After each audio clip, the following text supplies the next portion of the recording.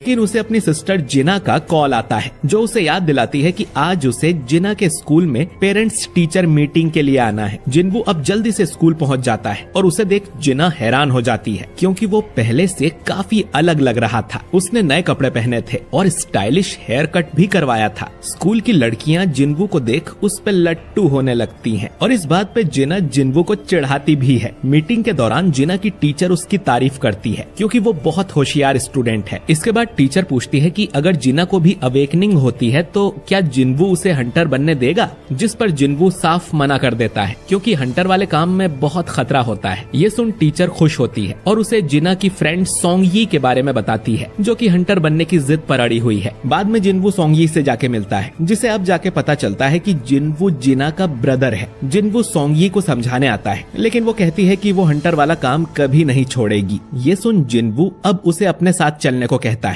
दूसरी तरफ हम हुआंग डोंगसू को देखते हैं जो कि अमेरिका से यहाँ कोरिया आ गया था। डोंगसू एक एस रैंक का हंटर है। हंटर एसोसिएशन का मैनेजर जिनचुल उसे लेने जाता है। जिनचुल को पता था कि डोंगसू यहाँ क्या करने आया है। डोंगसू यहाँ पर अपने भाई की डेथ का बदला लेने आया था जिसके लिए वो जिन्वू और जिन्हो को ढूंढेगा और उन्हें मार देगा। डोंगसू जिनचुल को सीधा धमकी भी देता है कि किसी में हिम्मत है तो उसे रोक के दिखाए। हंटर गिल्ड के हेडक्वार्टर्स में हम चोई और गनही को देखते हैं। चोई ने जेजू आइलैंड पर अपनी तीसरी रेड करवाई थी और रेड के दौरान उन्हें पता चला कि वहाँ जो एंट मॉन्स्टर है उन्हें पंख आने शुरू हो गए हैं। अगर वो उड़ना सीख गए तो बहुत खतरे की बात होगी क्योंकि फिर वो आइलैंड छोड़कर कहीं भी जा सकते हैं। इसके बाद हम एक सी रैंक के गेट को देखते हैं जहाँ जिन्वू सोंगयी को लेकर आता है। जिन्वू ने मिस्टर आन से इस गेट में जाने की परमिशन ले ली थी। जिन्वू को लग रहा था कि जब सोंगयी गेट के अंदर खतरनाक मॉन्स्टर को देखेगी तो खुद ही हंटर बनने का ख्याल छोड़ देगी, लेकिन सोंगयी को लग रहा था कि जिन्वू उसे यहाँ पर ट्रेनिंग करवाने के लिए लाया है। ये गेट असल में नए हंटर्स की प्रैक्टिस के लिए ही था। यहाँ पर किम नाम का एक ए रैंक हंटर भी था जो कि एक टैंक है और इस टीम का लीडर है। वो जिन्वू और सोंगयी जैसे छोटी रैंक वालों को देखकर गुस्सा करता है और सोचता है कि मिशन में ये दोनों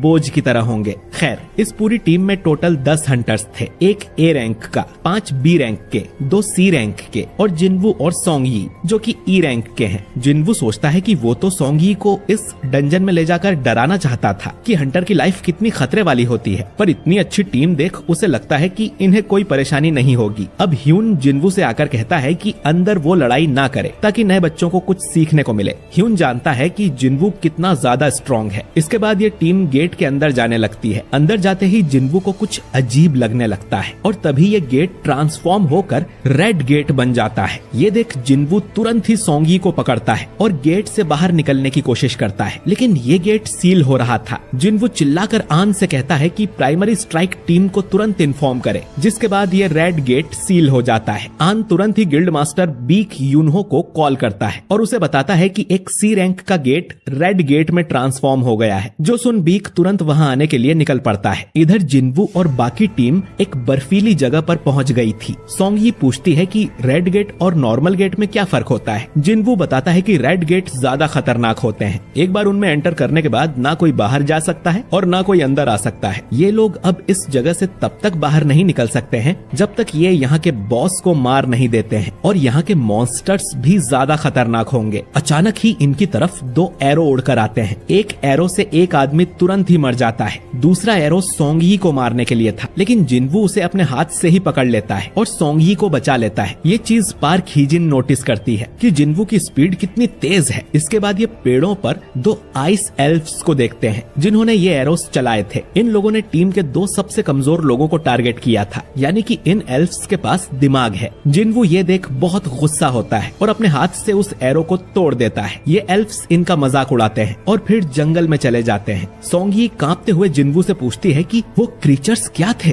जिन्वू बताता है कि उन्हें आइस एल्फ्स या आइस स्लेयर्स भी कहा जाता है और वो बहुत बुरे होते हैं। किम अब बोलता है कि बाहरी दुनिया से हमें कोई सपोर्ट नहीं मिलने वाला है और यहाँ हमारा सामना बी रैंक या उससे ऊपर के मॉन्स्टर से होगा। तो अगर जिंदा रहना चाहते हो तो मेरा ऑर्डर मानो, क्योंकि उन सब में वो सबसे हाई रैंक का है। किम कहता है कि उन्हें 2 ग्रुप्स बनाने चाहिए। उसका ग्रुप गेट खोलने का कोई रास्ता ढूंढेगा और बॉस को जाके मारेगा। वो सभी स्ट्रॉन्ग हंटर्स को अपनी टीम में ले लेता है और जो लोग कमजोर थे उन्हें मना कर देता है। उसे बस हाई रैंक वालों से मतलब था। बाहर का 1 घंटा यहाँ के 1 दिन के बराबर होता है, तो हो सकता है कि इन्हें कई दिनों तक यहाँ रहना पड़े, तो कमजोरों को अपने साथ रखने से इनका टाइम ही वेस्ट होगा, तो ये लोग अपना देख लें। अब बी रैंक वाली हीजिन कहती है कि वो कमजोर टीम को ज्वाइन करना चाहती है। किम इसके लिए मान जाता है और मन में सोचता है कि ये कितनी बड़ी बेवकूफ है। हीजिन अब जिनवू के पास जाकर कहती है कि उन एरोस को किसी ने आते हुए भी नहीं देखा था सिवाय जिनवू के, तो तुम ई रैंक के तो नहीं हो, है ना? जिनवू कुछ नहीं बोलता और हीजिन मन में सोचती है कि ये जरूर ए या उससे ऊपर की रैंक का होगा। किम अब अपनी टीम को लेकर चला जाता है और जिनवू अपनी टीम के साथ दूसरी तरफ जाने लगता है। किम की टीम पेड़ों पर बने पंजों के निशान देखती है जो कि किसी भालू के पंजे थे। किम सोचता है कि जिनवू की टीम तो जरूर जल्दी मर जाएगी। फिर उसे याद आता है कि वो तो सिर्फ ई रैंक का है, फिर भी वो उनका लीडर लग रहा था। तभी जंगल में से 3 भालू निकल कर आते हैं और इन पे अटैक कर देते हैं, पर किम आराम से एक भालू को मार देता है और बाकियों से भी लड़ने लगता है। दूसरी तरफ जिनवू की टीम भी भालू के पंजे नोटिस करती है। हीजिन कहती है कि ये इलाका भालुओं का है, हमें यहाँ से वापस चलना चाहिए, लेकिन जिनवू कहता है कि हमें इसी इलाके में रहना चाहिए। अगर ये भालू का इलाका है तो यहाँ वो आइस एल्फ्स नहीं होंगे जो कि इंटेलिजेंट हैं, तो उनसे लड़ने से तो अच्छा है हम भालू से लड़ लें। भालू से ज्यादा खतरा तो जिनवू को ठंड से लग रहा था। वो अपनी इन्वेंट्री में हाथ डाल के उसमें से 4 कोट्स निकाल लेता है ताकि इन्हें ठंड न लगे।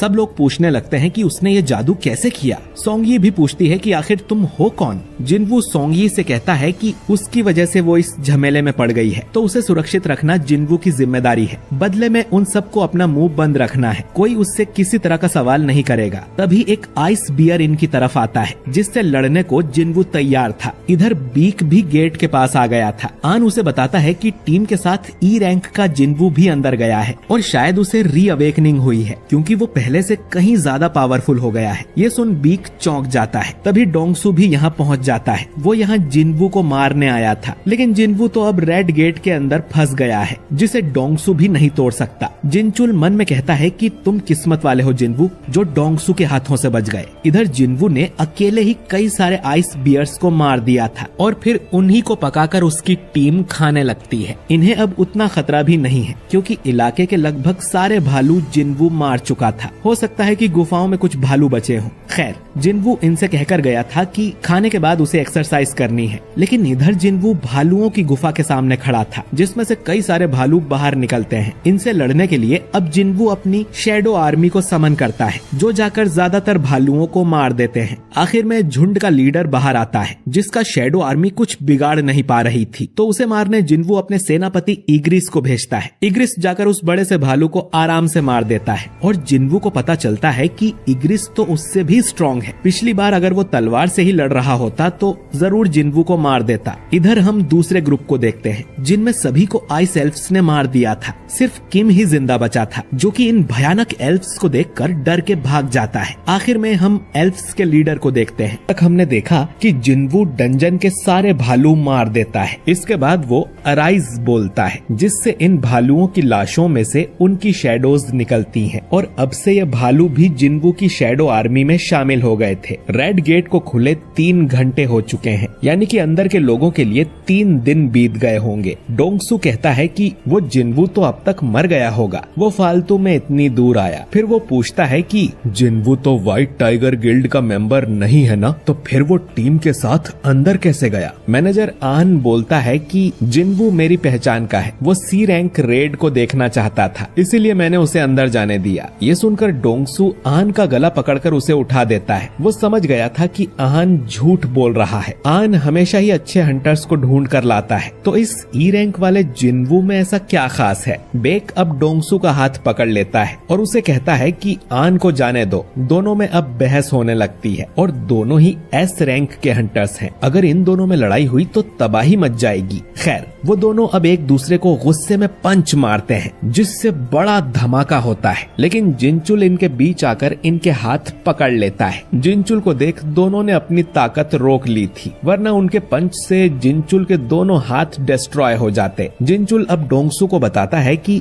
वो 2 महीने पहले जिनवू को चेक करने गया था। वो तब भी ई रैंक था और अब भी ई रैंक ही होगा, तो वो डोंगसू के भाई को कैसे मार सकता है? अब डोंगसू बोलता है कि मतलब असली कातिल वो यूजिन कंस्ट्रक्शन वाला जिनहो होगा। जिनचुल पूछता है कि फिर तुम जिनवू को मारने क्यों आए हो? जिस पर डोंगसू कहता है कि उसे तो बस एक बहाना चाहिए था किसी को मारने के लिए। तभी डोंगसू को एक मैसेज आता है जिसे पढ़ने के बाद वो वापस अमेरिका जाने लगता है। मैनेजर आन मन में सोचता है कि इनमें से किसी को नहीं पता कि जिन्वू कितना पावरफुल है, वो जरूर इस गेट से जिंदा वापस आएगा। दूसरी तरफ हम किम को देखते हैं जो कि उन आइस एल्फ से अपनी जान बचा के भाग रहा था। उसे बहुत ठंड भी लग रही थी। तभी वो अपने सामने उन भालुओं की लाश देखता है और सोचता है कि ये काम उस कमजोर टीम का तो हो ही नहीं सकता, जरूर आइस एल्फ्स ने इन्हें मारा होगा। ये सोचकर वो डर के मारे फिर से भागने लगता है। चलते हुए उसे जिन्वू की टीम दिखाई देती है। वो देखता है कि ये लोग तो मजे से पिकनिक मना रहे थे। वो सोचता है कि ये लोग अब तक जिंदा कैसे बच गए और इनके पास गर्म कपड़े, कंबल और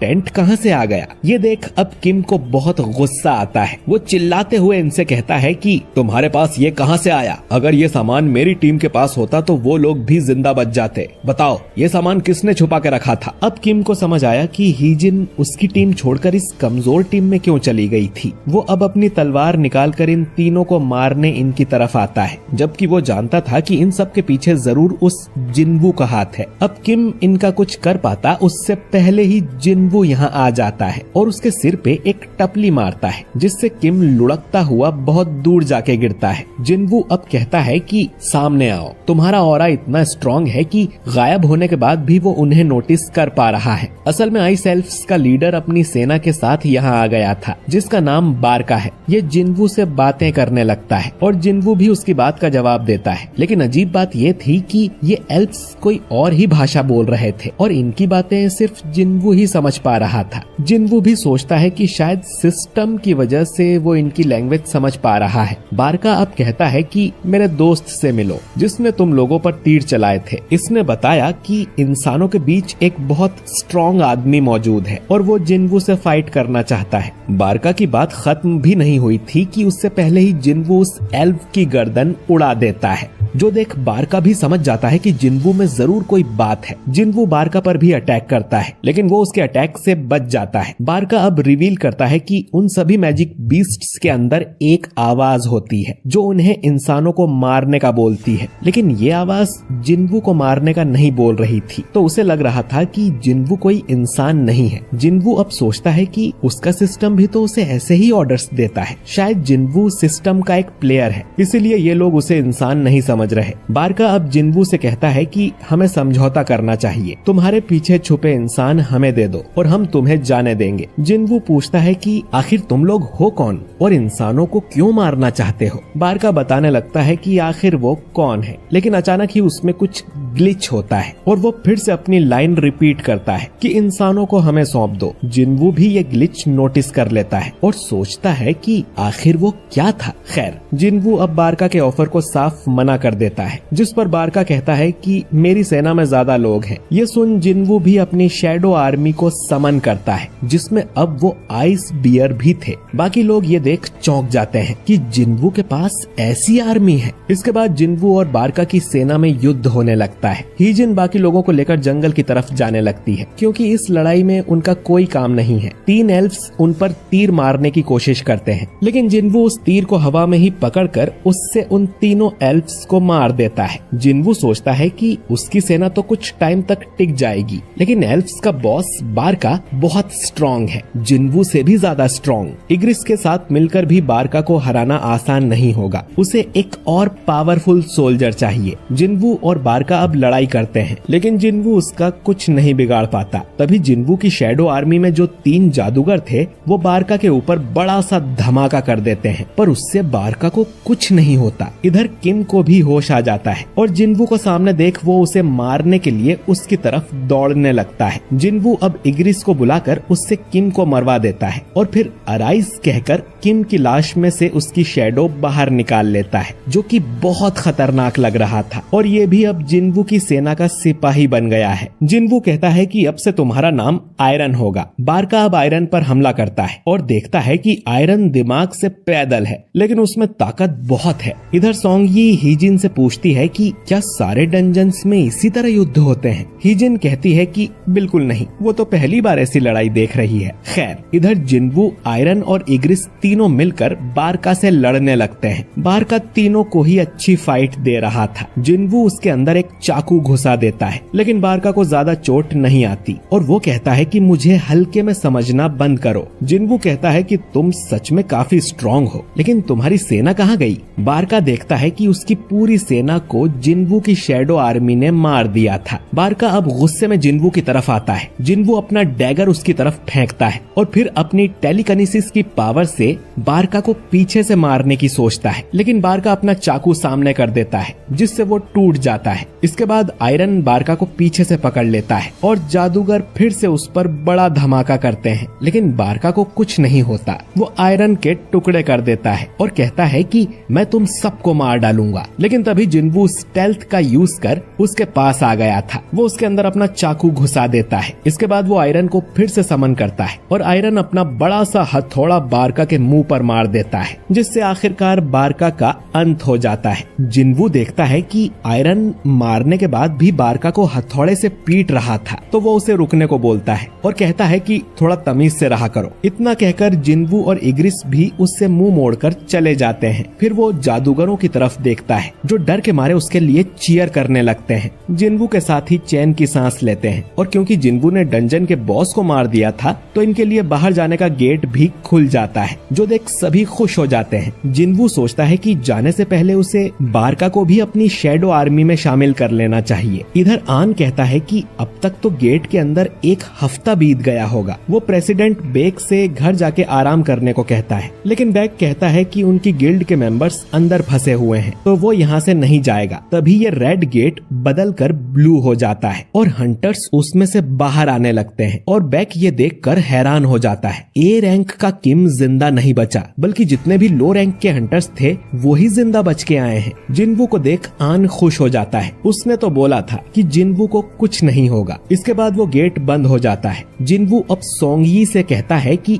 चलो तुम्हें घर छोड़ देता हूँ। बेक जिन्वू को रोकते हुए कहता है कि मुझे तुमसे कुछ सवाल पूछने हैं, लेकिन जिन्वू कहता है कि उसका मूड नहीं है, वो थक गया है। ये सुन बेक गुस्सा हो जाता है कि ये लड़का उसका ऑर्डर कैसे नहीं मान रहा। वो उसके कंधे पर हाथ रखकर कहता है कि उसकी गिल्ड के 6 मेंबर्स मर चुके हैं, तो वो जानना चाहता है कि अंदर ऐसा क्या हुआ। जिन्वू अब कहता है कि आपके बाकी मेंबर्स की जान मैंने ही बचाई है, तो आपको मुझे शुक्रिया कहना चाहिए। ये सुन बेक अब जिन्वू को छोड़ देता है और उससे माफी मांगता है। जिन्वू सोंगयी को लेकर यहाँ से निकल जाता है। हीजिन बेक को बताती है कि डंजन के बॉस को हराने के बाद से ही उसका मूड कुछ ठीक नहीं है। आन कहता है कि वो थक गया होगा, इसका मतलब ये नहीं कि वो बुरा आदमी है। बेक समझ गया था कि जिन्वू में कुछ तो बात है और वो आन को काम पे लगा देता है कि कुछ भी करके जिन्वू को हमारी गिल्ड में भर्ती करो। इधर जिन्वू सोंगयी को उसके घर छोड़ देता है। सोंगयी जिन्वू को आज के लिए शुक्रिया करती है और कहती है कि अगली बार किसी डंजन में जाना हो तो वो तैयार है। जिन्वू का मूड इसीलिए खराब था क्योंकि वो बारका को अपनी शैडो आर्मी में शामिल नहीं कर पाया है। जिन्वू अभी उस लेवल पर नहीं है। कम से कम उसे बारका का हथियार तो मिल गया और एक नया सोल्जर भी, लेकिन उसके लिए उसे किम को मारना पड़ा। और ये तीसरी बार है जब जिन्वू ने किसी इंसान को मारा था। अगली सुबह जिन्हो जिन्वू को लेने आ जाता है। वो रास्ते में से सोंगयी को भी उठा लेते हैं, जो कि अच्छे से तैयार होके आई थी। साफ पता चल रहा था कि सोंगयी जिन्वू को लाइक करने लगी है। वो जिन्वू से कहती है कि कल रात तो उसे नींद ही नहीं आई। जिन्वू ने उसे इतनी लेट जो छोड़ा था। उनके बीच ये बातें सुन जिन्हो सोचता है कि कहीं इनका कोई चक्कर तो नहीं चल रहा। वो जिन्वू को याद दिलाता है कि बॉस आपको पता है ना कि सोंगयी अंडर एज है,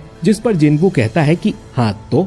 अब ये सुन जिन्हो चुपचाप गाड़ी चलाने लगता है और ये एपिसोड यहीं पर एंड हो जाता है। हम जिन्वू और जिन्हो को एक डंजन के अंदर देखते हैं, जहां जिन्वू अपनी शैडो आर्मी से ही इस डंजन के सारे मॉन्स्टर्स मरवा देता है। जिन्हो ने पहली बार ये शैडो आर्मी देखी थी और वो जिन्वू से पूछता है कि ये क्या है। जिन्वू कहता है कि बता पाना थोड़ा मुश्किल है, ऐसा समझ लो कि ये मेरी स्किल का एक हिस्सा है। इसके बाद जिन्वू शैडो आर्मी को माना स्टोन कलेक्ट करने के काम पर भी लगा देता है। जो देख जिन्हो निराश हो जाता है, क्योंकि एक यही काम तो उसके पास बचा था और अब वो भी उसे करने को नहीं मिल रहा। खैर, इनकी डील के मुताबिक इन्होंने पूरी 19 डंजन रेड कंप्लीट कर ली थी और सेलिब्रेट करने ये एक रेस्टोरेंट में जाते हैं। अब जिन्हो को बस रिटन एग्जाम में पास होना है और फिर उसे गिल्ड मास्टर का लाइसेंस मिल जाएगा। वो जिन्वू से पूछता है कि अब वो क्या करेगा। जिन्वू कहता है कि कुछ दिनों के लिए उसे बाहर जाना है। जिन्हो को अब थोड़ी चढ़ गई थी। वो बोलता है कि उसका एक बड़ा भाई है, लेकिन उनकी आपस में बिल्कुल नहीं बनती। वहीं दूसरी तरफ जिन्वू ने न सिर्फ उसकी जान बचाई बल्कि उसकी मदद भी की, तो वो सोचता है कि काश जिन्वू उसका बड़ा भाई होता। ये सुन अब जिन्वू बोलता है कि ठीक है, आज से तुम मेरे छोटे भाई हुए, जो सुन जिन्हो बहुत खुश होता है। दूसरी तरफ अमेरिका में हम एक डंजन को देखते हैं जिसमें एक हंटर अपनी जान बचा के भाग रहा था, क्योंकि इस डंजन में उन्हें कोई मॉन्स्टर नहीं बल्कि एक हट्टा कट्टा इंसान मिला था। ये आदमी बोलता है कि डरो मत, मैं इंसान हूँ, मुझे घर जाना है। इसके बाद इस आदमी को जेल में बंद कर दिया जाता है, क्योंकि इन्हें शक था कि ये कोई मॉन्स्टर है जिसने इंसान का रूप लिया हुआ है। इस आदमी का कहना था कि ये 10 साल से एक डंजन में फंसा हुआ था और अब जाकर बाहर निकला है। इस आदमी का नाम है संगिल हुआन, लेकिन क्योंकि ये इंग्लिश नहीं बल्कि कोरियन बोलता था, इसीलिए इससे पूछताछ करने के लिए डोंगसू को यहाँ बुलाया गया है। दूसरी तरफ जिन्वू जिना को बताता है कि वो कुछ दिनों के लिए बाहर जा रहा है। जिना को लगता है कि वो अपनी गर्लफ्रेंड से मिलने जा रहा होगा, लेकिन जिन्वू कहता है कि ऐसा नहीं है। असल में जिन्वू डीमन किंग के कैसल में जा रहा था, क्योंकि ये वाला मिशन पूरा करने पर उसे एलिक्सर ऑफ लाइफ मिलेगा, जो कि दुनिया की किसी भी बीमारी को ठीक कर सकता है। तो जिन्वू उसका इस्तेमाल करके अपनी मदर को ठीक कर लेगा। अब कैसल में एंटर करते ही सिस्टम जिन्वू को एक क्वेस्ट देता है, जो था कि उसे 10,000 डीमंस को मारना होगा और जिन्वू उनसे लड़ने के लिए तैयार था। इधर जिन्हो अपने फादर से रिक्वेस्ट करता है कि उनकी जो नई गिल्ड खुलने वाली है उसका हेड वो बड़े भाई की जगह जिन्हो को बना दे। उसके फादर इसके लिए मान जाते हैं, लेकिन उनकी एक शर्त थी, जिन्वू को हमारी गिल्ड में भर्ती कर लो। अगर ऐसा हुआ तो जिन्हो को कंपनी का हेड बना देंगे। इधर जिन्वू कुछ डीमंस को मार देता है और उसे ये भी पता चलता है कि यहाँ वो जो डीमंस मार रहा है इन्हें वो अपनी शैडो आर्मी में शामिल नहीं कर सकता। खैर, उसे बहुत दूर जाना था, तो वो अपनी शैडो आर्मी में उस आइस बियर लीडर को समन करता है, जो कि अपने रास्ते में आए डीमंस को कुचलते हुए आगे बढ़ रहा था। इसीलिए जिन्वू इस भालू का नाम टैंक रख देता है। इसके बाद हमें एस रैंक हंटर चाहीन के दर्शन होते हैं, जो चाहती थी कि उन्हें जेजू आइलैंड वाली बात पब्लिक कर देनी चाहिए, लेकिन चोई कहता है कि इससे बस पब्लिक में डर फैलेगा, तो अभी हमें अपनी गिल्ड को और मजबूत करने पर ध्यान देना चाहिए। इधर जिन्वू एक एक फ्लोर करके आगे बढ़ता ही जा रहा था। जैसे जैसे वो आगे बढ़ता उतने ही स्ट्रॉन्ग डीमंस उसके सामने आ रहे थे और उसका खुद का लेवल अप भी हो रहा था। जिन्वू के हिसाब से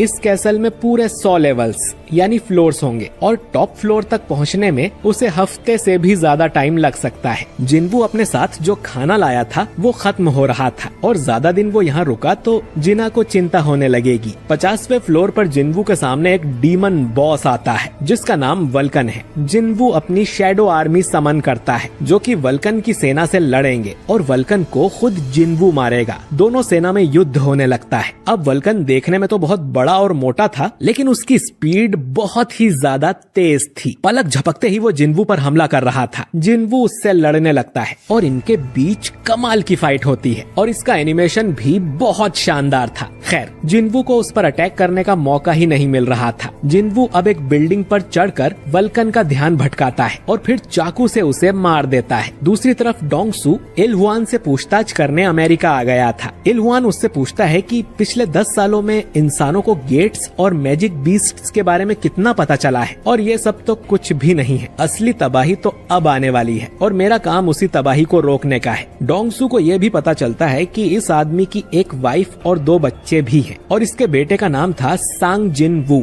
जी हाँ दोस्तों, ये आदमी कोई और नहीं बल्कि जिनवू का फादर है, जो 10 साल पहले लापता हो गया था। डोंगसू अब ये जानकर इलहुआन से कहता है कि तुम्हारा बेटा तो मर चुका है, जो सुन इलहुआन गुस्सा हो जाता है और फिर इस बिल्डिंग में एक बड़ा सा धमाका होता है जिससे पूरी बिल्डिंग ही गिर जाती है और हम देखते हैं कि इलहुआन ने डोंगसू की बुरी तरह से धुलाई कर दी थी। डोंगसू एस रैंक का हंटर होके भी इतनी बुरी तरह से पिट गया था, तो सोचो कि इलहुआन कितना ज्यादा स्ट्रॉन्ग होगा। इधर जिन्वू 75वें फ्लोर तक आ गया था, लेकिन उसका खाना खत्म हो गया था, तो उसे वापस घर जाना होगा। अब सिर्फ 25 फ्लोर ही बचे थे। इतने डीमंस को हराने की वजह से जिन्वू का काफी लेवल अप हो गया था और उसे कई सारे मैजिक आइटम भी मिलते हैं और एक रैंडम लूट बॉक्स में से एक और डंजन की मिलती है। एलिक्सर ऑफ लाइफ बनाने के लिए 3 में से 2 इंग्रेडिएंट्स तो उसे मिल गए हैं और जब वो अगली बार आएगा तो उस तीसरे इंग्रेडिएंट को भी हासिल कर लेगा जो कि 100वें फ्लोर पर है। इसके बाद जिन्वू डीमन डंजन से बाहर आ जाता है। अगली बार उसका सामना डीमन मोनार्क से होने वाला है, तो उससे लड़ने के लिए जिन्वू को पूरी तरह से तैयार रहना पड़ेगा और लेवल अप करने के लिए उसे और भी स्ट्रॉन्ग मॉन्स्टर्स को हराना होगा। लेकिन क्योंकि आधार कार्ड में वो सिर्फ ई रैंक का हंटर है तो वो हाई रैंक वाले डंजन्स में नहीं जा सकता। जिन्वू सोचता है कि वो अपनी पावर को अब और नहीं छुपा सकता और उसे जाकर अपनी रैंक दोबारा चेक करवानी चाहिए जिससे उसकी रैंक बढ़ जाए और वो हाई रैंक वाली रेड्स में जा सके। अगले दिन हंटर एसोसिएशन में हम ह्यून को देखते हैं जो कि यहाँ से अच्छे हंटर्स को अपनी कंपनी में भर्ती करने आया था। जैसे अच्छे नंबर वालों को कॉलेज में ही प्लेसमेंट मिल जाती है, ठीक वैसे ही अच्छी रैंक वालों को गिल्ड वाले यहीं से भर्ती कर लेते हैं। तभी उसकी नजर जिन्वू पर जाती है और वो तुरंत बेक को कॉल करके बताता है कि जिन्वू यहाँ अपनी रैंक रीचेक करवाने आया है। जिन्वू अब एक कमरे में जाता है और अपनी मैजिक पावर मेजर करने के लिए एक मशीन पर हाथ रखता है, लेकिन वो मशीन बार बार एरर दिखा रही थी। अब एक सीनियर आके मशीन देखता है और बताता है कि जिन्वू की पावर इतनी ज्यादा है कि ये मशीन उसे मेजर ही नहीं कर पा रही है। इसका तो एक ही मतलब है कि जिन्वू एक एस रैंक है। उनके देश में अब तक सिर्फ 9 ही एस रैंक हंटर्स थे और जिन्वू अब 10वां एस रैंक बन चुका है। लॉबी में सब लोग ये जानकर हैरान हो जाते हैं कि जिन्वू की पावर मशीन नाप ही नहीं पाई और वो सीनियर जिन्वू से कहता है कि हमारी मशीन आपको मेजर ही नहीं कर पाई है, आप 3 दिन बाद फिर से आना, आपका एस रैंक वाला आधार कार्ड अपडेट कर दिया जाएगा। तभी हंटर्स गिल्ड का हेड चोई यहाँ आ जाता है जो फायर मैजिक का मास्टर है और एक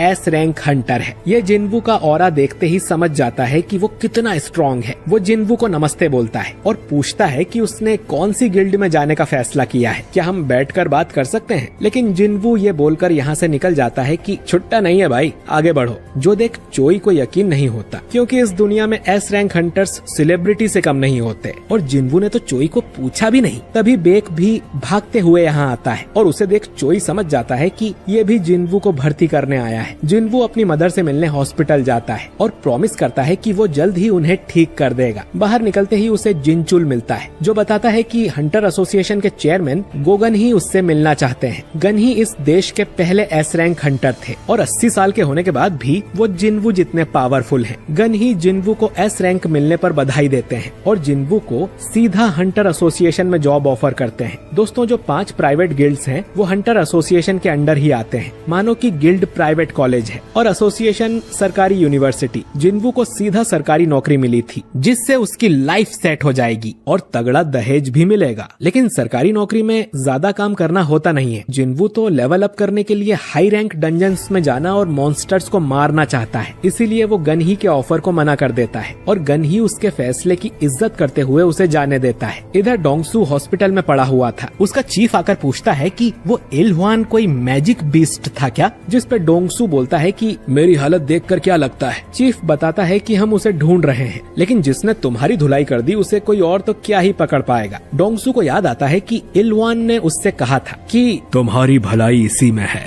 कि मेरे परिवार से दूर रहो, नहीं तो मौत भी तुम्हें मुझसे नहीं बचा पाएगी। डोंगसू को खुद पर शर्म आ रही थी, लेकिन वो जानता है कि एक आर्टिफैक्ट की मदद से वो उस इल्हुआन को धूल चटा देगा। आर्टिफैक्ट्स हाई लेवल गियर होते हैं जो कि हंटर्स ऑनलाइन खरीद कर अपनी पावर बढ़ा सकते हैं, लेकिन वो बहुत महंगे होते हैं। जिन्वू भी डीमन कैसल में दोबारा जाने से पहले एक बढ़िया सा गियर खरीदना चाहता था। तभी वो एक एड देखता है कि ए रैंक के डंजन में खुदाई करने वालों की आवश्यकता है। इधर गनही को भी पता चलता है कि जिन्वू सरकारी जॉब छोड़ के खुदाई करने गया है, जो सुन वो हैरान हो जाता है। अगले दिन जिन्वू खुदाई करने पहुंच जाता है। हाई लेवल रेड्स में 3 तरह की टीम्स होती हैं। पहली स्ट्राइक टीम जो अंदर जाके मॉन्स्टर्स को मारती है, फिर माइनिंग टीम जो माना स्टोन्स को तोड़कर इकट्ठा करते हैं, और कलेक्शन टीम जो कि मॉन्स्टर्स की लाशें बाहर लाते हैं। इस समय चोई अपनी टीम के साथ अंदर था और वो अपनी फायर पावर से मॉन्स्टर को जला देता है और गेट से बाहर आ जाता है। जिन्वू देखता है कि इन लोगों के तो कपड़े भी गंदे नहीं हुए थे, जबकि उस बेचारे की तो ई रैंक डंजन में ही पुंगी बच जाया करती थी। चोई के बाद चाहीन भी गेट से बाहर निकलती है, जो कि देश की 9वीं एस रैंक हंटर है, और उसका ऑरा देख जिन्वू की आंखें बड़ी हो रही थी। तभी चाहीन चाहिन को भी जिन्वू का ऑरा महसूस होता है, लेकिन वो कहीं छुप जाता है। इसके बाद जिन्वू अपने मजदूर भाइयों के साथ अंदर खुदाई करने चला जाता है। डंजन का बॉस अब भी जिंदा था, क्योंकि उसको मार दिया तो गेट बंद हो जाएगा और ये कीमती माना स्टोन नहीं निकल पाएंगे। लेकिन जिन्वू को उस बॉस को देखने की खुजली हो रही थी कि आखिर ए रैंक का बॉस कितना स्ट्रांग होता है। अब कुछ देर में लंच टाइम हो जाता है और जिन्वू को छोड़कर सब बाहर चले गए थे। जिन्वू अब भागकर डंजन के अंदर जाता है। उसे एक चैम्बर दिखाई देता है जिसके अंदर डंजन का बॉस होगा। जिन्वू सोचता है कि उससे थोड़ा लड़कर आता हूँ, लेकिन तभी उसके पीछे चाहिन आ जाती है और जिन्वू से पूछती है कि वो यहाँ क्या कर रहा है। उसके पीछे चाहिन आ जाती है और जिन्वू से पूछती है कि वो यहाँ क्या कर रहा है। जिन्वू अब झूठ बोलता है कि वो रास्ता भटक गया था और यहाँ आ गया। चाहिन बोलती है कि तुम माइनिंग टीम से हो क्या? तुम्हें पता नहीं कि ये बॉस का कमरा है? जिन्वू मन में सोचता है कि चाहिन सच में कमाल की हंटर है, क्योंकि जिन्वू को भनक भी नहीं लगी कि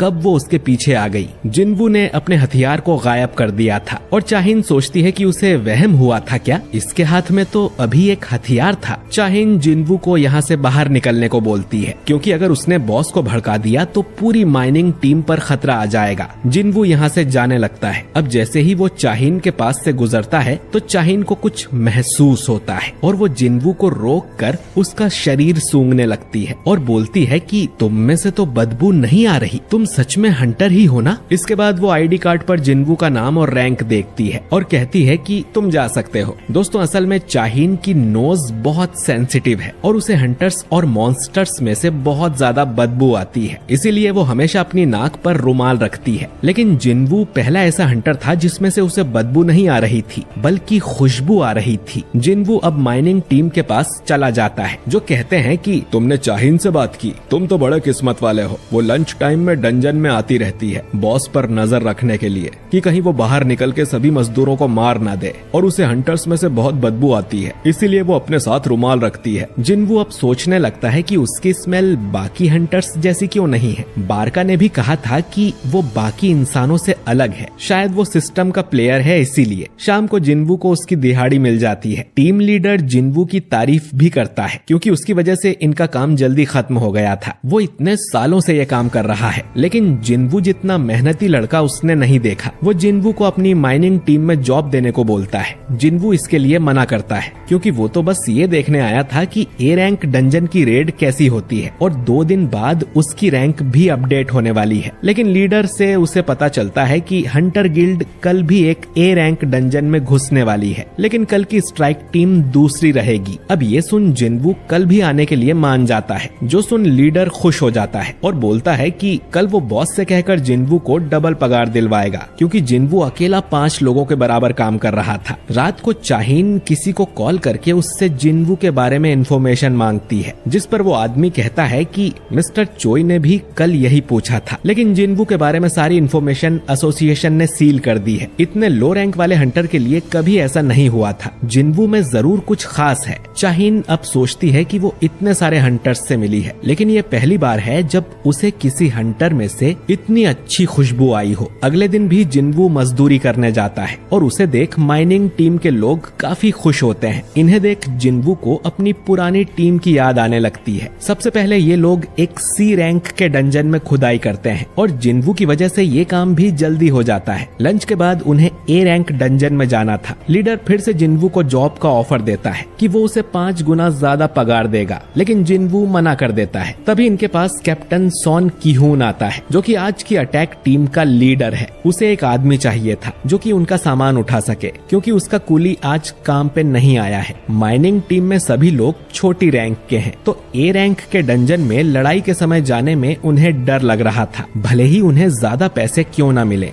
अब जिन्वू हाथ ऊंचा कर कहता है कि वो ये काम करेगा। उसके साथ ही जिन्वू को समझाते हैं कि अंदर ए रैंक वाले मॉन्स्टर होंगे और उसकी जान को खतरा हो सकता है, पर जिन्वू कहता है कि उसे डर नहीं लगता। आज वाला गेट कल जितना खतरनाक नहीं है, इसीलिए इस दूसरी टीम को भेजा गया है। इस टीम में 6 ए रैंक और 3 बी रैंक वाले हंटर्स थे, लेकिन इसमें कोई भी एस रैंक हंटर नहीं था। ये सब लोग अब डंजन के अंदर जाते हैं। जिन्वू महसूस करता है कि इस डंजन की मैजिक पावर कल वाले डंजन से कम है, लेकिन फिर भी उसे कुछ अजीब लग रहा था। अब एक लड़की जिन्वू से कहती है कि तुम्हें डरने की जरूरत नहीं है, कैप्टन और बाकी सभी हंटर्स बहुत स्ट्रॉन्ग हैं। अगर तुम हमारे साथ रहोगे तो तुम्हें कोई खतरा नहीं होगा। ये लड़की टीम की हीलर है। किहून पहली बार किसी मिशन को लीड कर रहा था। अगर ये रेड कामयाब होती है तो उसे ऑफिशियली इस टीम का कैप्टन बना दिया जाएगा। वो चोई और चाहिन जितना स्ट्रॉन्ग तो नहीं है, लेकिन वो काफी अच्छा ए रैंक हंटर है। अचानक ही इन्हें सामने कुछ दिखता है और ये लोग बिना कहे अटैक करने को रेडी हो जाते हैं। इन पर कुछ जैकल्स यानी सियार हमला करते हैं और ये लोग उन्हें मारने लगते हैं। इन सभी के पास कमाल की मैजिक पावर्स थी, जिनसे ये आराम से उन जैकल्स को हरा देते हैं। अब ये सोचते हैं कि जैकल्स तो सी रैंक के मॉन्स्टर्स हैं, तो ये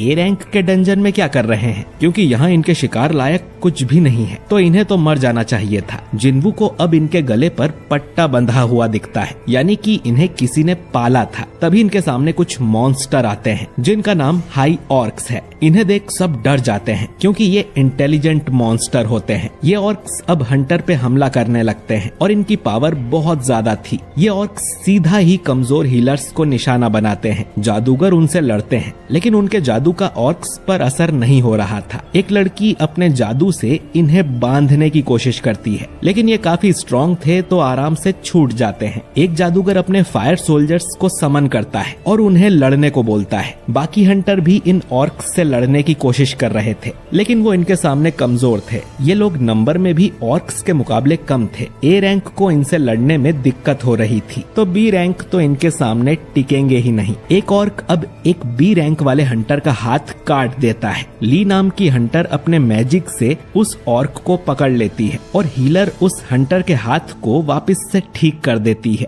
लेकिन तभी उसके पीछे एक बड़ा सा ऑर्क आता है और हीलर समझ जाती है कि उसकी मौत पक्की है। लेकिन तभी अचानक उस ऑर्क का गला दबने लगता है और उसकी मौत हो जाती है। हीलर को समझ ही नहीं आता कि ये कैसे हुआ। ये काम असल में जिन्वू ने किया था, जो कि अपनी स्टेल्थ वाली स्किल से गायब हो गया था। इसके बाद वो सभी मॉन्स्टर्स के हाथ पैर पर चाकू से कट मार के उन्हें कमजोर करने लगता है, ताकि हंटर्स उन्हें आराम से हरा पाए। जिन्वू इन लोगों को अपनी पावर दिखाना नहीं चाहता था, लेकिन वो अपने सामने किसी को मरने भी नहीं दे सकता। वो बिना दिखे ही सभी ऑर्क्स को कमजोर कर देता है और हंटर्स उन्हें मार देते हैं। सभी सोचने लगते हैं कि अचानक ही ये ऑर्क्स कमजोर कैसे हो गए थे। उनमें से तो किसी ने ये काम नहीं किया था, पर ये लोग जिंदा बच गए, यही बड़ी बात है। अब इनमें ली नाम की जो लड़की है वो मैजिक कास्टर है, तो जिन्वू ने गायब होके जो कुछ किया वो सब उसने देख लिया था। अब जिन्वू किसी कारण से ही ये बात छुपा रहा होगा। ये सोचकर ली भी किसी को इस बारे में नहीं बताती। हंटर्स अब कैप्टन से पूछने लगते हैं कि उन्हें डंजन में आगे बढ़ना है या यहीं से वापस घर चले,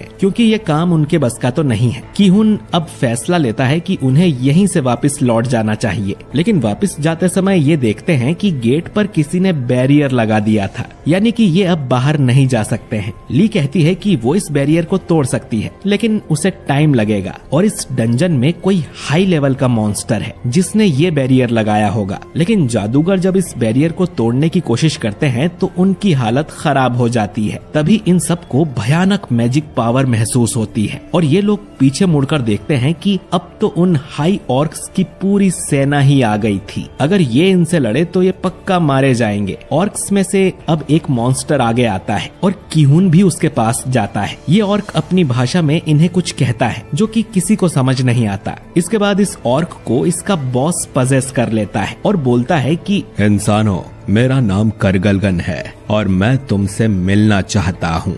ये बैरियर इसी ने लगाया था, क्योंकि ये इस ट्राइब का महान जादूगर है और इस डंजन में उससे ज्यादा स्ट्रॉन्ग और कोई नहीं है। तो इनके पास दो रास्ते हैं, या तो अभी करगलगन की सेना के हाथों मारे जाएं, या तो उससे मिलने उसके महल में जाएं। किहुन कहता है कि वो उससे मिलना चाहते हैं। किहुन अब जिन्वू से कहता है कि हम जैसे ही बॉस को देखेंगे उस पर अटैक कर देंगे। उसका ध्यान भटकाने से ये बैरियर हट जाना चाहिए, तब तुम यहाँ से बाहर चले जाना और एस रैंक वाली टीम को जाके सब बता देना। जिन्वू कहता है कि इसमें तो तुम सब मारे जाओगे, जिस पर किहुन बोलता है कि उनका मिशन यहाँ के बॉस को मार के गेट बंद करने का है, यहाँ से जिंदा जाने का नहीं। हीलर अब जिन्वू को अपनी एक डायरी देती है और कहती है कि ये मेरी फैमिली तक पहुँचा देना, हमें अपना मिशन पूरा करना ही होगा, लेकिन तुम यहाँ से जिंदा जा सकते हो। जिन्वू सोचता है कि ऐसी ही सिचुएशन डबल डंजन में हुई थी, लेकिन वहाँ उसके साथ ही जिन्वू को बलि का बकरा घोंसला बना के भाग गए थे, पर यहाँ सब उल्टा है। ये लोग खुद मरने जा रहे हैं ताकि जिन्वू यहाँ से भाग सके। जिन्वू उसकी डायरी रख लेता है। इधर बाहर हम चाहीन को देखते हैं जो कि जिन्वू से मिलने आई थी। उसे टीम लीडर से पता चलता है कि जिन्वू तो अटैक टीम के साथ कूली बन के डंजन के अंदर गया है। खैर, इन सभी हंटर्स को करगलगन के महल में ले जाया जाता है, जहाँ गद्दी पर बैठा करगलगन इनका स्वागत करता है। और अब तक हमने देखा कि जिन्वू को ढूंढते हुए चाहीन भी यहाँ आ गई थी। चाहीन अब सोचती है कि एक ई रैंक का हंटर कूली बन के ए रैंक के डंजन में गया है, उसे अपनी जान प्यारी नहीं है क्या? कल भी जिन्वू बॉस रूम के बाहर खड़ा हुआ था और उसके हाथ में हथियार भी था। उसके साथ जरूर कुछ गड़बड़ है। वो माइनिंग टीम के लीडर से कहती है कि मैं अंदर जा रही हूँ, लेकिन वो यहाँ खाली हाथ ही आ गई थी। तो वो माइनिंग टीम के लीडर से कोई हथियार मांगती है और वो अपनी खुदाई वाली गेती उसे पकड़ा देता है। चाहीन बोलती है कि इसके अलावा और कुछ नहीं है क्या, जैसे तलवार या भाला? लीडर बोलता है कि हम मजदूर हैं मैडम, हमारे पास ये सब कहाँ से आएगा, एक फावड़ा और है, चाहिए हो तो। चाहीन कहती है कि रहने दो और खाली हाथ ही अंदर जाने लगती है, लेकिन फिर मुड़कर वापस आती है और लीडर से वो गेती ले लेती है कि ये खाली हाथ जाने से तो अच्छा है। इधर महल के अंदर ढेर सारे हाई ऑर्क्स थे। अगर ये डंजन से बाहर निकल गए तो आराम से पूरे शहर को तबाह कर देंगे। खासकर इनमें 4 ऐसे हाई ऑर्क्स थे जिनका ऑरा बाकियों से काफी अलग था। कीहून सोचता है कि हमें डंजन बॉस को हराकर इस गेट को बंद करना ही होगा। अब बॉस करगलगन कहता है कि तुम मुझसे डर गए क्या इंसान?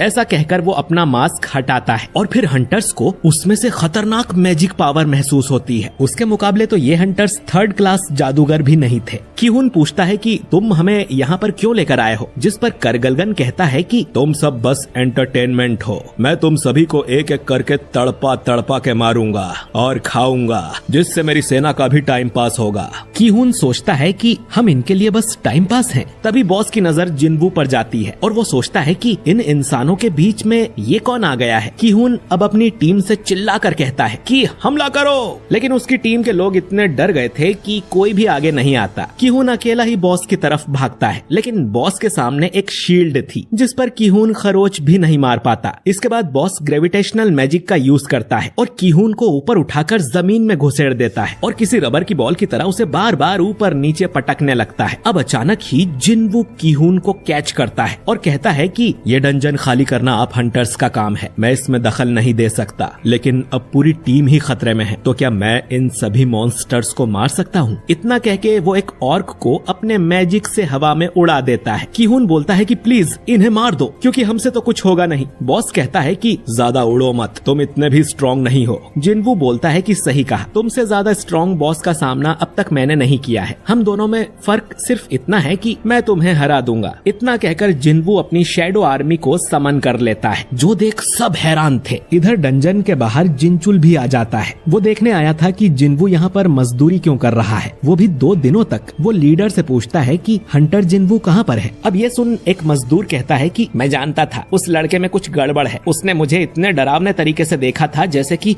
मुझे खा जाएगा। लीडर बताता है कि जिन्वू तो गेट के अंदर गया है कूली बन के। जिनचुल मन में सोचता है कि एस रैंक बनने के बाद से ही उस पे नजर रखी जा रही है। लीडर पूछता है कि जिन्वू आखिर कौन है, तो जिनचुल कहता है कि कल न्यूज देख लेना, पता चल जाएगा। लीडर बताता है कि चाहीन भी जिन्वू को पूछते हुए आई थी और गेट के अंदर गई थी। तभी गेट में से इन्हें काफी अजीब ऑरा महसूस होता है और जिनचुल अपनी टीम से कहता है कि इस गेट का मैजिक पावर फिर से चेक करो। अंदर चाहीन को उन सब हाई ऑर्क्स की लाशें मिलती हैं जिन्हें कीहून की टीम ने मारा था। चाहीन समझ गई थी कि टीम की जान खतरे में है और वो डंजन बॉस की तरफ जाने लगती है। इधर बॉस कहता है कि मेरी इतनी बड़ी सेना के सामने तुम्हारी ये छोटी सी आर्मी क्या कर लेगी। जिन्वू अब अपनी आर्मी के आसपास एक मोनार्क डोमेन बना लेता है। ये एक नई स्किल है जो उसने डीमन कैसल में लेवल 70 पास करने पर सीखी थी। इस डोमेन के अंदर उसकी शैडो आर्मी को पावर बफ मिलता है। उसके शैडो सोल्जर्स भी डीमन कैसल की लड़ाई में स्ट्रॉन्ग हो गए हैं। बाकी हंटर्स सोच रहे थे कि यहाँ चल क्या रहा है, एक अच्छा जादूगर भी बस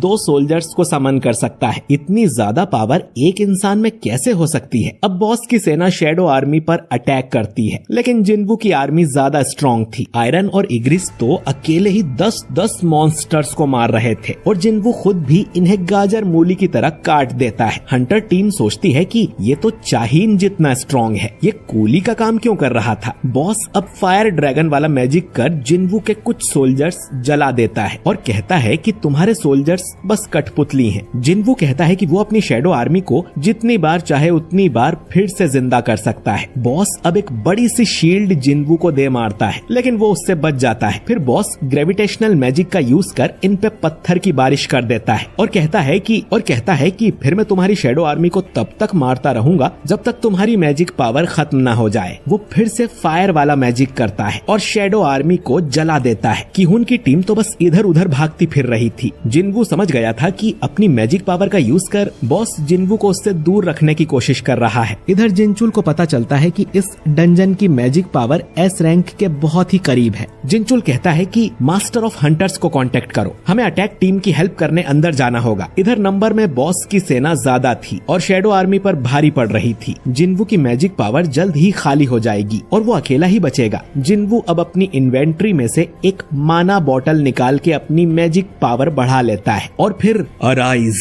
कहकर मरे हुए मॉन्स्टर्स को भी अपनी शैडो आर्मी में भर्ती कर लेता है। जिन्वू कहता है कि वो जल्द ही डंजन बॉस को भी अपनी शैडो आर्मी में शामिल कर लेगा और उसे अपना कटप्पा बना लेगा। ये सुनकर बॉस की भी थोड़ी फट जाती है और वो सोचता है कि कहीं ये वो तो नहीं बाहुबली, लेकिन इसमें भी कुछ ग्लिच होता है और हमें पूरी बात सुनने को नहीं मिलती। बॉस आगे कहता है कि अगर ये सच में वो है तो मैं यहाँ क्या कर रहा हूँ। जब से मैंने आंखें खोली है मुझे सिर्फ एक ही कमांड सुनाई देती है, इंसानों को मारो, और वो इसी का पालन करेगा। बॉस अब अपने 4 सेनापति को भी हमला करने का ऑर्डर देता है। इधर चोई को पता चलता है कि जिस गेट में किहुन अपनी टीम लेके गया था वो तो एस रैंक के बराबर है और अगर उसके मॉन्स्टर्स गेट से बाहर निकल आए तो जेजू आइलैंड वाला कांड फिर से हो जाएगा। लेकिन इनके पास अब भी टाइम है गेट के अंदर जाके सभी मॉन्स्टर्स को मारने का। अगर कुछ गड़बड़ हुई तो इन्हें व्हाइट टाइगर गिल्ड और फील्ड गिल्ड को भी मदद के लिए बुलाना पड़ेगा। इधर बॉस के सेनापति आयरन टैंक और इग्रिस से लड़ रहे थे और वो लोग आराम से इनकी बैंड बजा देते हैं। हंटर भी इनकी मदद करने का सोचते हैं तो बॉस उन्हें अपने जादू से घायल कर देता है और कहता है कि बच्चों, बड़ों की लड़ाई से दूर रहो।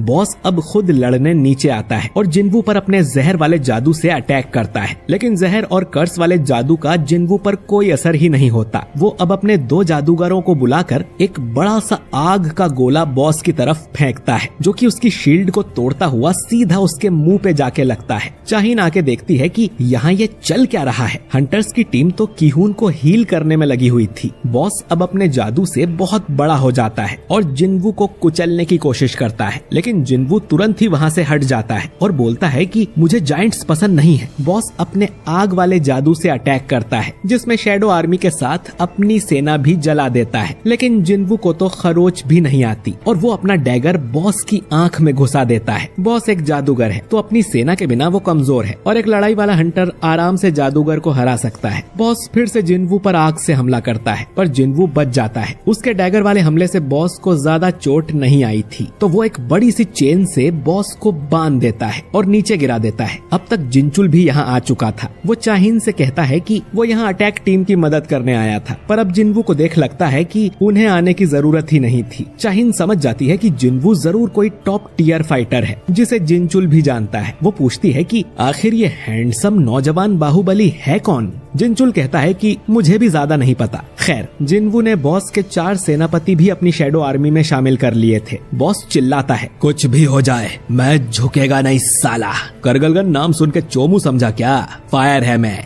लेकिन फिर बॉस अपने ही सेनापति के हाथों मारा जाता है। खैर, अब जिन्वू करगलगन की बॉडी पे हाथ रख के कहता है कि अराइज, और उसकी शैडो को भी अपनी आर्मी में शामिल कर लेता है। शैडो बनने के बाद करगलगन काफी विनम्र हो गया था। अब सिस्टम इसका नाम रखने को बोलता है तो जिन्वू इसके लंबे दांतों को देख इसका नाम रखता है टस्क बाबा, और सिस्टम ने टस्क को इलाइट नाइट रैंक दी हुई थी जो कि जिन्वू ने पहले कभी नहीं देखी। ए रैंक के डंजन बॉस की शैडो तो कमाल की है और ढेर सारे हाई ऑर्क्स भी अब उसकी शैडो आर्मी का हिस्सा बन गए हैं, जिससे जिन्वू और भी ज्यादा स्ट्रॉन्ग हो गया है। जिनचुल और बाकी लोग अब जिन्वू के पास आते हैं हैं जिन्हें उसने नोटिस भी नहीं किया था। हंटर टीम उससे ढेर सारे सवाल करने लगती है, लेकिन जिनचुल कहता है कि जिनवू एसोसिएशन का टॉप सीक्रेट है, तो आज यहाँ जो कुछ भी हुआ हम इसके बारे में बाहर किसी को नहीं बताएंगे। जिनवू ने एस रैंक जितनी पावर दिखा के आप सबको बचाया है, तो उनसे बिना सवाल किए उन्हें यहाँ से जाने दो। किहुन कहता है कि तुम्हारी वजह से आज हम सब जिंदा हैं, और सभी उसका शुक्रिया करते हैं। जिनवू अब उस हीलर को उसकी डायरी वापस लौटा देता है, और फिर जिनचुल जिनवू को यहाँ से बाहर ले जाने लगता है। चाहीन से जादूगर पूछती है कि आप ये कुदाली लेके क्यों घूम रही हो, जिस पर चाहीन शर्मा जाती है कि अब उस बाहुबली को लगेगा कि मैं पागल हूँ। जादूगर पूछती है कि कौन बाहुबली, तो चाहीन बोलती है कि कुछ नहीं। किहुन अब ये सारी बातें चोई को बता देता है, और चोई उससे पूछता है कि मुझमें और जिनवू में ज्यादा स्ट्रॉन्ग कौन होगा। किहुन पूछता है कि क्या एक ए रैंक हंटर को आप अकेले हरा सकते हो बिना किसी सपोर्ट के। चोई कहता है कि नहीं, शायद उसका नाम फालतू में ही अल्टीमेट हंटर रखा है। खैर, किहुन भी अब चाहता था कि चोई जिनवू को उनकी गिल्ड में भर्ती कर ले। खैर, अगले दिन जिनवू जिन्हो से मिलने जाता है, और जिन्हो उसे बताने लगता है कि उसके बाप ने क्या शर्त रखी है। इसी समय हम एक नए कैरेक्टर ली मिनसुंग को देखते हैं, और ये यहाँ ढेर सारे न्यूज रिपोर्टर्स आए थे। असल में आज ली मिनसुंग नाम के आदमी की रैंक चेक होनी थी, और उसी ने इन सब लोगों को यहाँ बुलाया था क्योंकि वो एक फेमस एक्टर है। तभी बेक और चोई भी यहाँ पर आते हैं और सोचते हैं कि आज यहाँ इतनी भीड़ क्यों है। रिपोर्टर्स इनसे पूछने लगते हैं कि क्या आप यहाँ मिनसुंग को अपनी गिल्ड में भर्ती करने आए हैं, लेकिन इन्हें तो पता भी नहीं था कि मिनसुंग है कौन। ये तो यहाँ जिनवू के लिए आए हैं। चोई कहता है कि मिनसुंग ने तो पहले ही फील्ड गिल्ड को साइन कर लिया है, मैं तो यहाँ किसी और के लिए आया हूँ। जो सुन सभी रिपोर्टर्स निराश हो जाते हैं। बेक को भी पता चल गया था कि कैसे जिनवू ने उसके हंटर्स को बचाया है, जिस पर चोई कहता है कि कम से कम हमारा कोई हंटर मरा तो नहीं, जैसे रेड गेट में तुम्हारा किहुन मरा था। खैर, ये दोनों जिनवू को अपनी गिल्ड में भर्ती करना चाहते हैं और आपस में बहस करने लगते हैं। तभी यहाँ पर लिम ग्यू नाम का आदमी आता है, जो कि असल में फील्ड गिल्ड का मास्टर है, और इनसे पूछता है कि तुम लोग भी मिनसुंग को भर्ती करने आए हो क्या,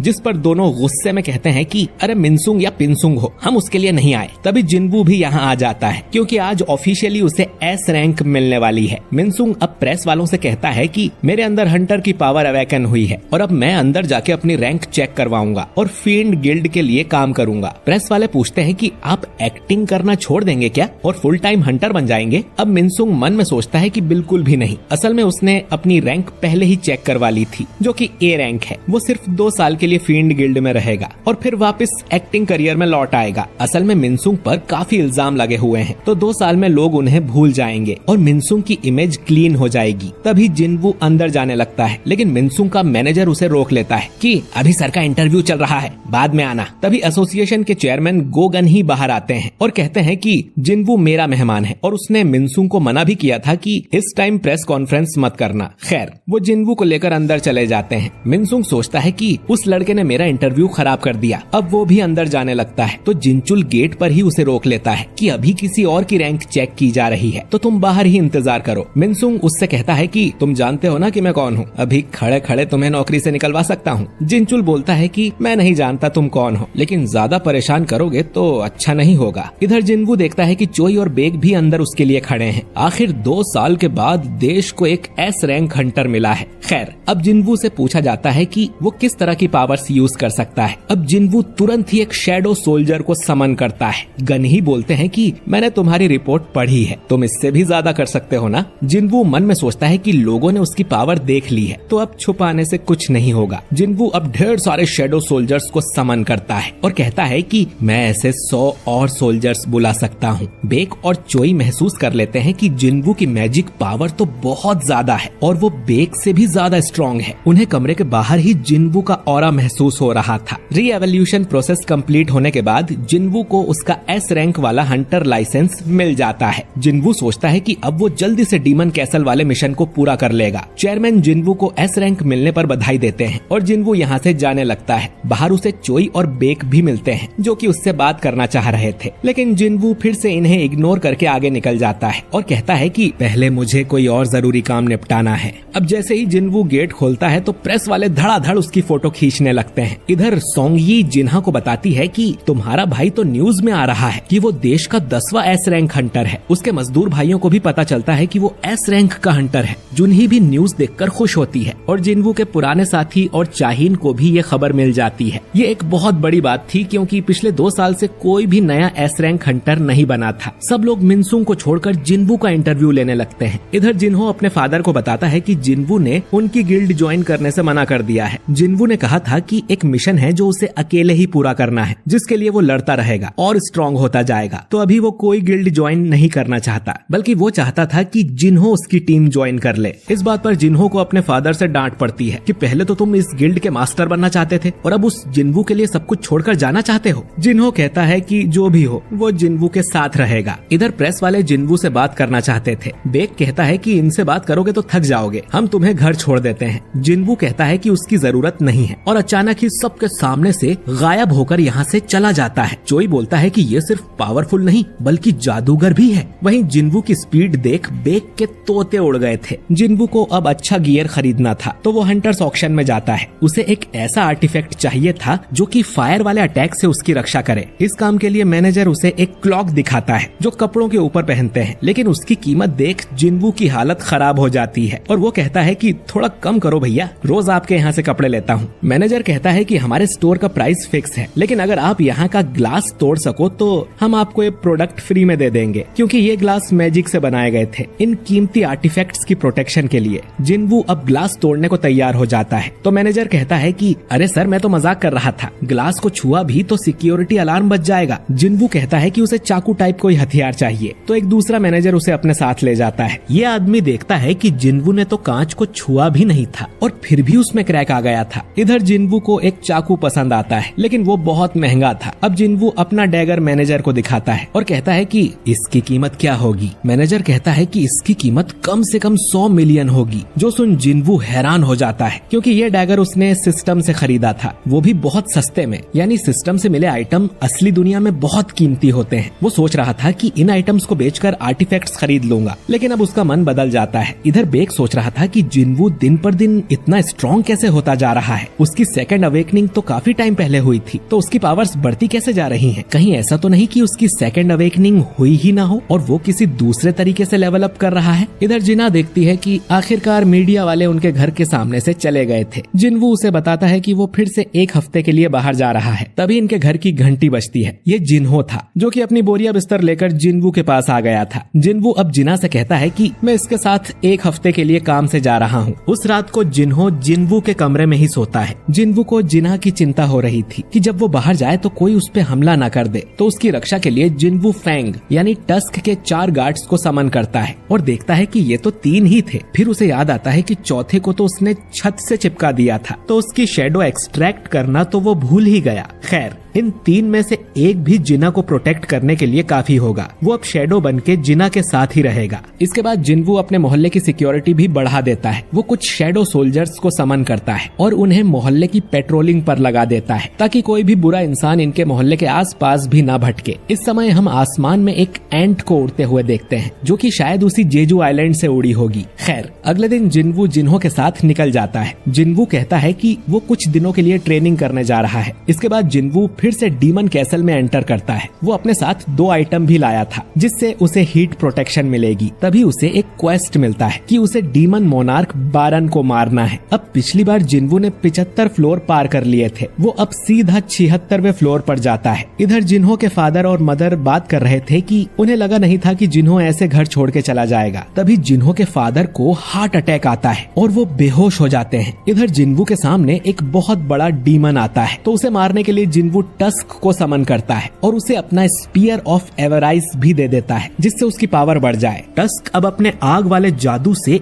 एक झटके में ही उस डीमन को राख बना देता है, जो देख जिन्वू भी हैरान था। इधर जिन्हो के फादर म्योनघान को हॉस्पिटल में होश आ गया था। उन्हें एटर्नल स्लम्बर नाम की बीमारी हुई थी। इस बीमारी वाला इंसान एक बार सोता है तो फिर कभी नहीं जागता। डॉक्टर पूछता है कि आपके आसपास कोई हंटर रहता है क्या, क्योंकि कुछ लोगों का शरीर मैजिक पावर को सहन नहीं कर पाता और इन्हें ये बीमारी लग जाती है। म्योनघान बताता है कि मेरा बेटा हंटर है। डॉक्टर कहता है कि अभी पक्का नहीं है कि उसे ये बीमारी कैसे लगी होगी। म्योनघान मन में सोचता है कि मैजिक पावर से भरी इस दुनिया में मेरा शरीर ही मैजिक पावर सहन नहीं कर पाया, यानी इस दुनिया ने उसे रिजेक्ट कर दिया है। दूसरी तरफ हम 2 हंटर्स को देखते हैं जो कि समुद्र किनारे घूम रहे थे और अचानक ही इनके सामने वो एंट आ जाता है जो कि जेजू आइलैंड से उड़ा था। इधर जिन्वू ने अपने सोल्जर्स को 6 टीम में बांट दिया था और सभी को अलग अलग काम पे लगा दिया था। उसने उन सभी को को 2 ऑर्डर्स दिए थे। हर टीम अलग अलग तरह से काम करेगी और जो भी दुश्मन सामने आएगा उसे मार देगी और जैसे ही अगले फ्लोर का परमिट मिलेगा तो मुझे आके बताएगी। इस तरह से जिन्वू जल्दी जल्दी आगे बढ़ पाएगा। पिछले 2 दिन में वो 80वें फ्लोर पर आ गया है। तभी वो देखता है कि उसका माना लेवल कम हो रहा था, यानी कोई था जो उसके सोल्जर्स को मारता जा रहा था। ये हाई ऑर्क वाली टीम थी जो कि डीमन से पिट रही थी। इस डीमन ने पहले टीम ए पर अटैक किया, फिर टीम बी पर और अब ये टैंक वाली टीम पर अटैक कर उसे भी खत्म कर देता है। जिन्वू गायब होकर ये सब देख रहा था और ये डीमन नाइट जिन्वू पर भी अटैक कर देते हैं, लेकिन जिन्वू आराम से इन्हें मार देता है और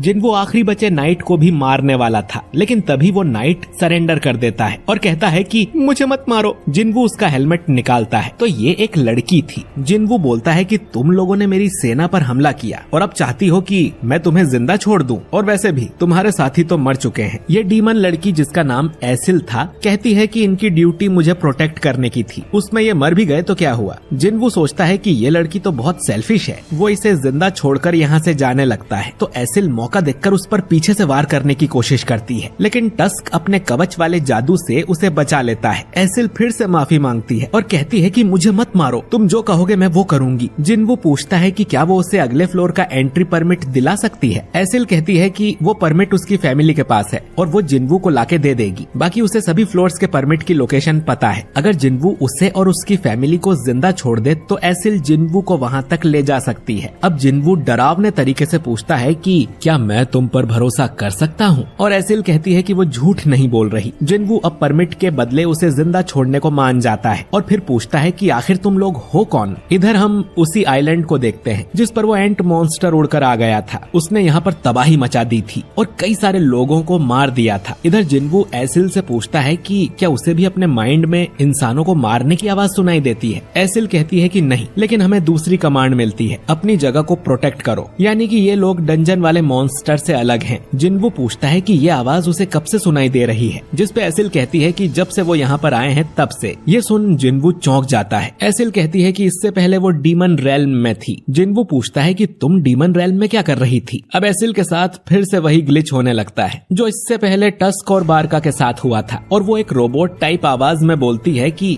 हम युद्ध की तैयारी कर रहे हैं, एक ऐसे दुश्मन के लिए जो इतना स्ट्रॉन्ग है कि उससे लड़ने के लिए सभी डीमंस को एकजुट होना पड़ेगा। इसके बाद एसिल कहने लगती है कि ये जानकारी नहीं दी जानी चाहिए, और बेहोश हो जाती है। जिन्वू समझ जाता है कि वो इससे आगे सवाल नहीं पूछ सकता। दूसरी तरफ हम हंटर एसोसिएशन की मीटिंग को देखते हैं जिसमें जिनचुल बताता है कि एक एंट मॉन्स्टर ने जापान के पास एक छोटे से आइलैंड पर हमला कर दिया है जिसमें 294 लोगों की जान गई है। 108 हंटर इससे लड़ने भेजे गए थे, जिनमें 4 ई रैंक हंटर, एक सी रैंक हंटर और एक बी रैंक हंटर मारे गए। आखिर में एक ए रैंक हंटर ने इस एंट को मार डाला, यानी कि इस एंट मॉन्स्टर की पावर ए रैंक जितनी थी। गन ही कहता है कि ये आइलैंड जेजू आइलैंड से 120 किलोमीटर दूर था। अगर वो एंट्स अच्छे से उड़ना सीख गई तो हमारे देश तक भी पहुंच सकती है। हमें हाई अलर्ट पर रहना होगा और तुरंत ही चौथे जेजू आइलैंड रेड मिशन की तैयारी की जाए। इधर एसिल को होश आ गया था और वो जिन्वू को अपने फैमिली कैसल के पास ले जाती है जिसके अंदर उसे परमिट मिलेगा। एसिल के फादर जिन्वू को देखकर डर जाते हैं क्योंकि उन्हें जिन्वू की शैडो में पूरी सेना दिखाई दे रही थी। जिन्वू कहता है कि मैंने एसिल से प्रॉमिस किया है कि अगर मुझे परमिट मिल गया तो किसी को नुकसान नहीं पहुंचाऊंगा। एसिल का फादर मन में सोचता है कि इस आदमी ने वल्कन और मेटस को मारा है, यानी कि हम तो इसके सामने बहुत कमजोर हैं। एसिल का फादर अब जिन्वू को परमिट दे देता है और तुरंत यहाँ से निकल जाने को बोलता है। जिन्वू कहता है कि वो कुछ देर के लिए उनकी बेटी को भी अपने साथ ले जाना चाहता है, एक गाइड की तरह, क्योंकि उसे बाकी के फ्लोर्स के परमिट की लोकेशन भी पता है और वो उसकी सेफ्टी की गारंटी भी देता है। तो एसिल का फादर मान जाता है। इस तरह से जिन्वू 90 फ्लोर तक पहुंच जाता है। इग्रिस और टैंक भी लेवल अप होके ज्यादा स्ट्रॉन्ग हो गए थे। उनकी पावर अब एस रैंक और ए रैंक के बराबर की थी। एसिल अपने साथ कुछ गिफ्ट भी लेकर आई थी क्योंकि 90 फ्लोर के बाद इन्हें टॉप रैंक वाले क्लैन मिलेंगे जो कि काफी स्ट्रॉन्ग हैं, जिनसे अगर बातचीत करके परमिट मांग लें तो अच्छा रहेगा। जिन्वू पूछता है कि अगर मैं कमजोर होता तो क्या तुम्हारे फादर मुझसे बातचीत करते? नहीं ना, दुनिया ऐसे ही चलती है। मैं तुम्हारी क्लैन छोड़कर बाकी सबको हरा दूंगा और तुम्हारी राधीरू क्लान नंबर 1 हो जाएगी। एसिल पूछती है कि वो उसके लिए इतना क्यों करेगा, जिस पर जिन्वू कहता है कि क्योंकि मैं तुम्हें पसंद करता हूँ। जो सुन एसिल शर्मा जाती है। असल में जिन्वू एसिल को जिन्हो की तरह समझ रहा था और बुद्धू लोगों से उसकी दोस्ती जल्दी हो जाती है। जिन्वू एसिल को यहीं से वापस लौटने को बोलता है क्योंकि अगले फ्लोर पर काफी स्ट्रॉन्ग दुश्मन मिलेंगे। तो एसिल उसे परमिट्स की लोकेशन बता दे, बाकी सब जिन्वू कर कर लेगा। एसिल कहती है कि वो उसके साथ आखिरी तक चलना चाहती है और देखना चाहती है कि जिनवू कितना लेवल अप हो सकता है। जिनवू अब उसे साथ ले जाने को मान जाता है। अगले फ्लोर्स पर जिनवू का सामना और भी पावरफुल डीमन से होता है, लेकिन फिर भी जिनवू धीरे धीरे आगे बढ़ता जाता है और 97th फ्लोर भी क्लियर कर देता है। इधर चोई और चाहिन दोनों को इन्फॉर्म कर दिया गया था कि जेजू आइलैंड रेड मिशन फिर से होने वाला है और इनके साथ साथ देश के सभी एस रैंक हंटर्स को भी ये बात बता दी गई है। चाहिन सोचती है कि यानी जिनवू भी साथ चलेगा। इसके बाद चोई कहता है कि पड़ोसी देश जापान भी इसमें हमारी मदद करेगा, क्योंकि अगर वो एंट उड़ने लगी तो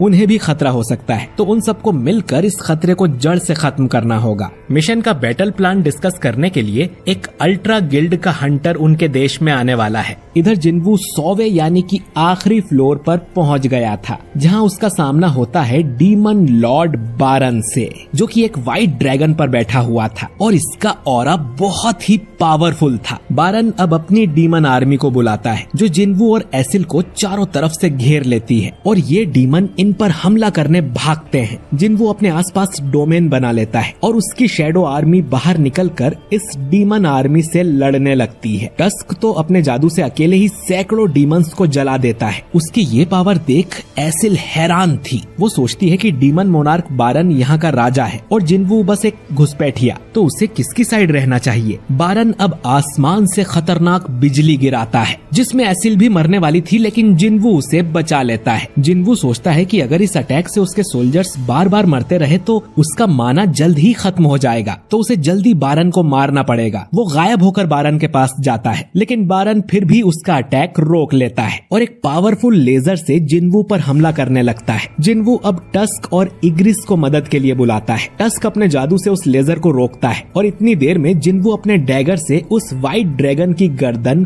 काट देता है, जिससे बारन नीचे आ गिरता है। दूसरी तरफ हम हंटर्स की मीटिंग देखते हैं, जिसमें ड्रॉ सोर्ड गिल्ड का मास्टर गोतो भी शामिल था। ड्रॉ गिल्ड पड़ोसी देश जापान की बहुत बड़ी गिल्ड है, जिसमें 11 एस रैंक के हंटर हैं और ये पूरे एशिया की दूसरी सबसे बड़ी गिल्ड है। और ये लोग जेजू आइलैंड वाले मिशन में कोरिया की हेल्प करने आए हैं। गोतो की ट्रांसलेटर हानेकावा बताती है कि उड़ने वाली एंट्स की जिंदगी सिर्फ 1 साल की ही होती है, तो अगर क्वीन एंट मारी जाए तो बाकी एंट्स 1 साल में अपने आप ही खत्म हो जाएंगी। और पिछले 3 रेड मिशन को देखने से इन्हें ये भी पता चला है कि ये एंट्स पावरफुल एनिमीज की तरफ अट्रैक्ट होती हैं और इसका फायदा उठाकर हम कोई प्लान बना सकते हैं। तो इस मिशन में ड्रॉ गिल्ड के 11 में से 10 एस रैंक हंटर शामिल होंगे, जिनमें गोतो भी है। हम सारी एंट्स का ध्यान अपनी तरफ कर लेंगे और आप लोगों की जिम्मेदारी होगी एंट क्वीन को मारने की। जिनचुल कहता है कि फिर तो आपको हजारों एंट्स का सामना करना पड़ेगा, जिस पर गोतो बोलता है कि हम सिर्फ चारे की तरह एक्ट करेंगे, तो इसमें कोई दिक्कत नहीं होगी। गन ही बोलता है कि ठीक है, फिर इस जानकारी के हिसाब से प्लान बनाया जाएगा। इधर जिनवू बारन से लड़ रहा था और उसका माना भी जल्दी खत्म होता जा रहा था। टस्क, आयरन और इग्रिस साथ में बारन पर हमला करते हैं। बारन टस्क और आयरन को तो आराम से मार देता है और इग्रिस भी उसका कुछ नहीं कर पाता। जिनवू एक पावरफुल अटैक करता है, लेकिन बारन उसे ब्लॉक कर देता है और गर्दन पकड़ के जिनवू को उठा लेता है, लेकिन तभी टस्क और आयरन उसे पकड़ लेते हैं और बारन फिर से उन्हें मार देता है। अब तक जिनवू का सारा माना खत्म हो गया था, यानी कि वो अपनी शैडो आर्मी से किसी को नहीं बुला सकता और उसे अकेले ही बारन से लड़ना होगा। दोनों में अब घमासान युद्ध होने लगता है, लेकिन बारन जिनवू को कड़ी टक्कर दे रहा था। आखिर में वो जिनवू के डैगर उससे अलग कर देता है और जिनवू अब खाली हाथ था। बारन अपने मुंह से ब्लास्ट कर जिनवू को मारने ही वाला था, लेकिन तभी एसिल अपना भाला उसकी तरफ फेंक देती है, जिससे बारन का ध्यान भटक जाता है, जिसका फायदा उठाकर जिनवू बारन के दोनों हाथ उखाड़ देता है और फिर एक जोरदार पंच मार के बारन की गर्दन ही